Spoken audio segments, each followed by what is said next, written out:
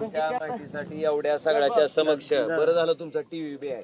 तुमच्या सगळ्याच्या समक्ष सांगतो की खरडून गेलेल्या जमिनीचा पंचनामा केल्याच्या नंतर जी चर्चा आहे की पुढचं 3 वर्ष तुम्हाला कुठलंही अनुदान मिळत नाही, ही साफ खोट आहे, चुकीचं आहे. अशी कुठलीही तरतूद नाही.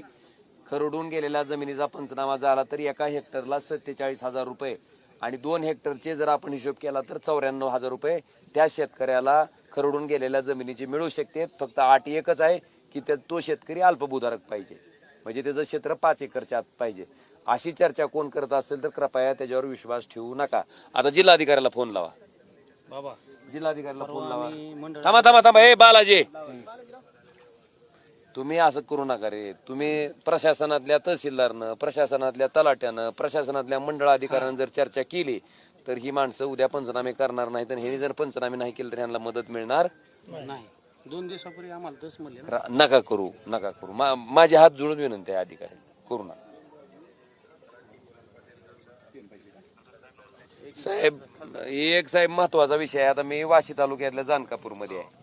इथं काय झालंय साहेब, खाली तलाठी मंडळ अधिकारी विनाकारण चर्चा करायला लागलेत की खरडून गेलेल्या जमिनीचा पंचनामा केला की पुढचे 3 वर्ष काही मिळत नाही. ऍक्च्युली असं कुठंही तरतूद नाही, असा कुठंही JR नाही. मग ही का चर्चा करायला साहेब? तुम्ही त्यांना तुमच्या VC वरनं स्ट्रिक्ट सूचना द्या की अजिबात अशा चर्चा करायच्या नाहीत. आता मला सांगा, शेतकरी मला सांगायला लागलाय की साहेब तलाठी मंडळ अधिकारी मला असं म्हणलेत की खरडून गेलेल्या जमिनीचा जर पंचनामा केला तर 3 वर्ष तुम्हाला पुन्हा काहीच मिळत नाही. फक्त तुम्ही 5 मिनिट लेट फोन केला. आता मी तोच इन्स्ट्रक्शन सर्व तहसीलदार, आता अजून पण माझं VC चालू आहे. सर्व तहसीलदार तर त्यांना सांगा साहेब, त्यांना पाया पडून सांगा, कृपा करून फालतू चर्चा करू नका म्हणून साहेब, प्लीज. मी सांगितलं की व्यवस्थित त्यांना काही संभ्रम क्रिएट करायचे नाहीये. येस प्लीज सांगा साहेब तसं. हो हो हो.